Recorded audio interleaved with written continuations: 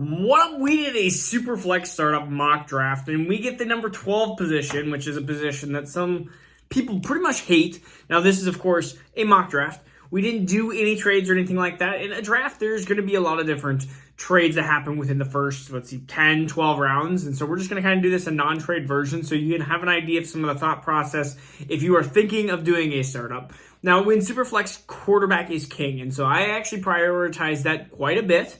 And so I prioritize that position, and really, I just try to find value everywhere else. And so you're going to see right away that being at the end of round one, I hope that Trevor Lawrence falls. I hope that we get a couple quarterbacks that fall into that area that I really like, even a Lamar Jackson. It just didn't happen in this situation, which is perfect. You can get to see here that there's Fields, there's the three running backs, Bijan, Breece, and Jonathan Taylor available here. There's A.J. Brown, there's Jalen Waddle here, some good wide receivers, but I cannot prioritize wide receiver over quarterback. And in this turn, I almost automatically want, if you're in that 10, 11, 12, I want a quarterback. And the reason for that is if you start the third round with your number one quarterback, you're already behind probably every single team in the quarterback position.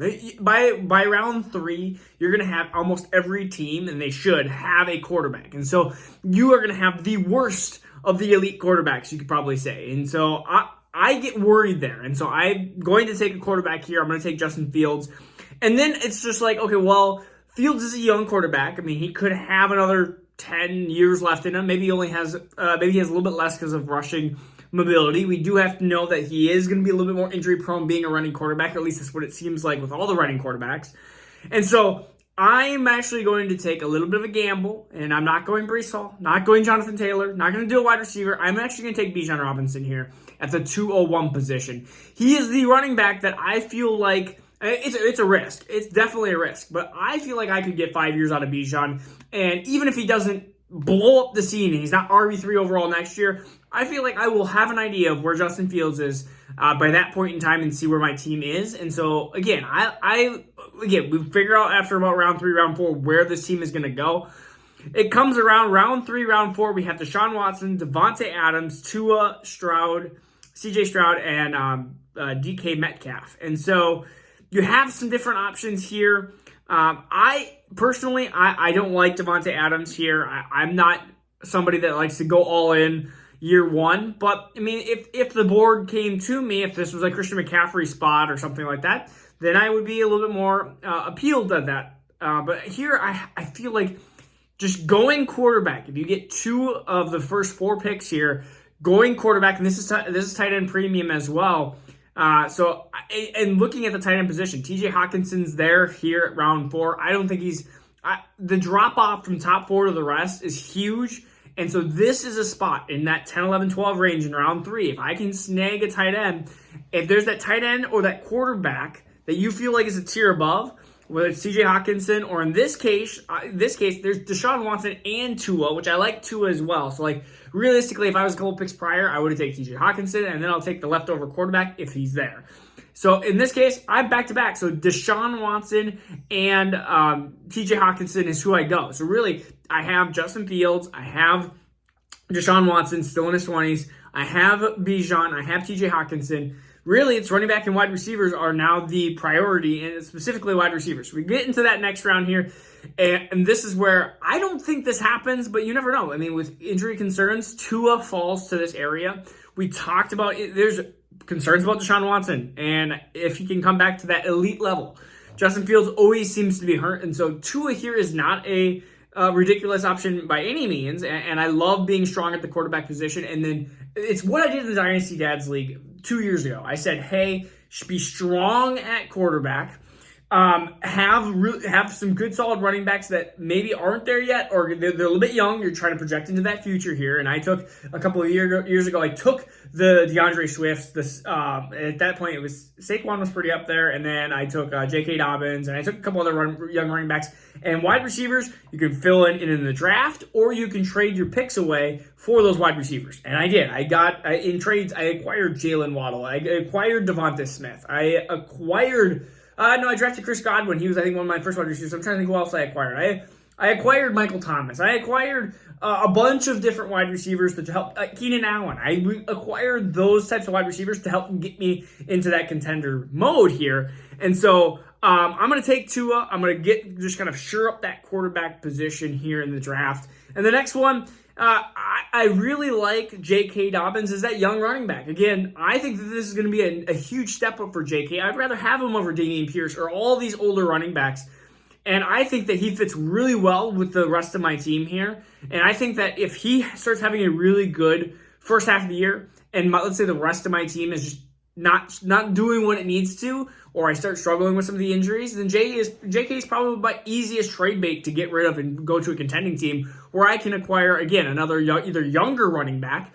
Probably Jahmyr Gibbs probably won't be up there into that option, but maybe Zach Charbonnet is starting to peek through and look good, and maybe that ends up being a trade if Zach Charbonnet starts to look good, or running back into this 2023 class, or I just get a 2024 pick.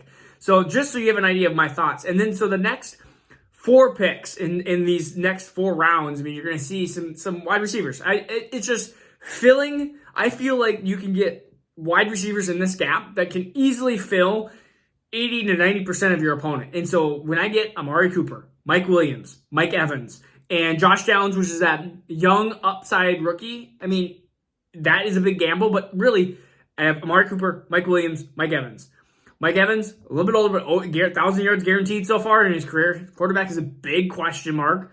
Mike Williams, injury prone, but and you get Cooper with a stack. I think that these 3 wide receivers, again, I will probably draft when you start getting more rounds later. I'm probably drafting high boomer bust players, and we're just kind of trying to go for it. And so some of them will hit, some of them won't.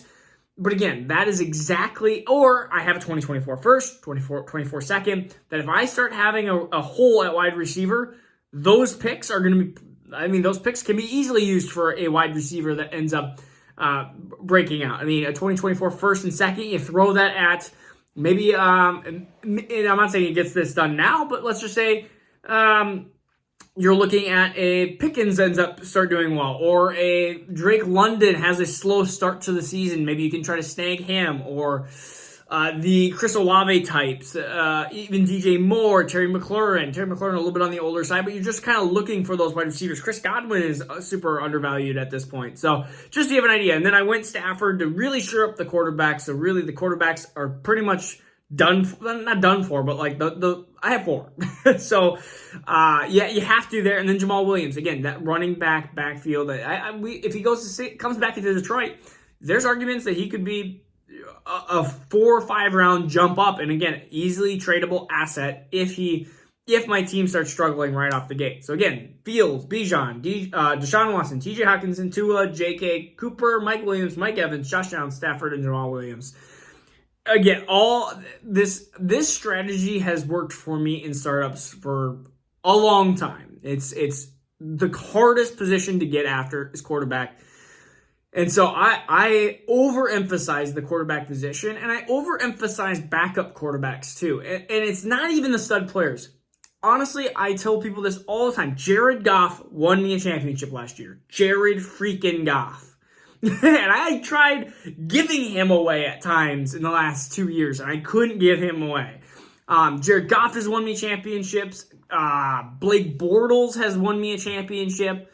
Gosh, I'm trying to Baker has helped me through some weeks. I got him on the super low cheap when I think it was last year, 12 months ago. Yeah, about that time. It's like these value quarterbacks are so, and get your backups of these quarterbacks too. Like I have Justin Fields, Bears backup. Like figure out who that is and what round you're going to need him. Deshaun Watson, Jacoby Brissett.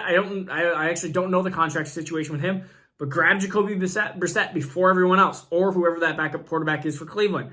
And same for I wonder if Baker, he's got to be a free agent. I don't think he's going to be behind Stafford, but it's like behind Tua. Bridgewater, if he's under contract, Skylar Thompson,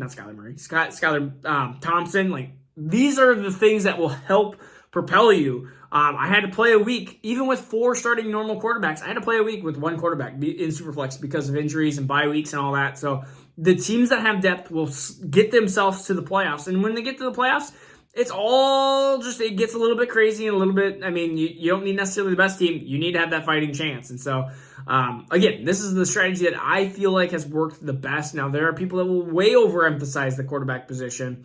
And you know what? I want to almost do a mock where they have like 3 quarterbacks just to see, okay, if it goes really desperate, what does my team look like when teams just go absolutely nuts? Just so they can way overemphasize the quarterback position. But maybe we'll do that here soon. This is Marcus Dynasty Superflex. Have a good weekend. Peace out. We'll see you soon.